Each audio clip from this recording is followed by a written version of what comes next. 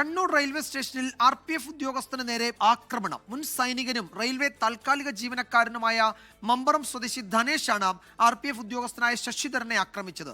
ധനേഷിനെ railway police പിന്നീട് arrest ചെയ്തു. ഇന്നലെ അർദ്ധരാത്രിയായിരുന്നു സംഭവം.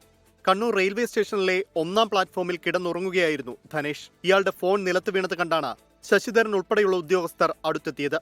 തുടർന്ന് ധനേഷിനോട് ടിക്കറ്റ് ആവശ്യപ്പെട്ടു. ഇത് ഇഷ്ടപ്പെടാതിരുന്ന ധനേഷ് RPF ഉദ്യോഗസ്ഥനെ മർദ്ദിക്കുകയും കയ്യിൽ കടിക്കുകയുമായിരുന്നു. ഇതോടെ റെയിൽവേ പോലീസ് പ്രതിയെ കീഴ്പ്പെടുത്തി കസ്റ്റഡിയിലെടുത്തു. കയ്യേറ്റം ചെയ്യുക മാത്രമല്ല, യൂണിഫോം വലിച്ചു കീറി അയാളെ ബോഡി ക്യാമറ നശിപ്പിച്ചു. പോരാത്തത് കടിച്ച് പരിക്കേൽപ്പിക്കുകയും ചെയ്തു. FIR രജിസ്റ്റർ ചെയ്തിട്ടുണ്ട്. അപ്പോൾ കേസിപ്പോൾ അന്വേഷണത്തിന്റെ ഘട്ടത്തിലാണ്. അവനെ കസ്റ്റഡിയിലെടുത്തിട്ടുണ്ടായിരുന്നു. പ്രതിനെ കയ്യോടെ പിടിച്ചു. RPF ഉദ്യോഗസ്ഥന്റെ യൂണിഫോമിൽ ഘടിപ്പിച്ചിരുന്ന 15,000 രൂപ വില വരുന്ന ക്യാമറയും ആക്രമണത്തിൽ നശിച്ചു.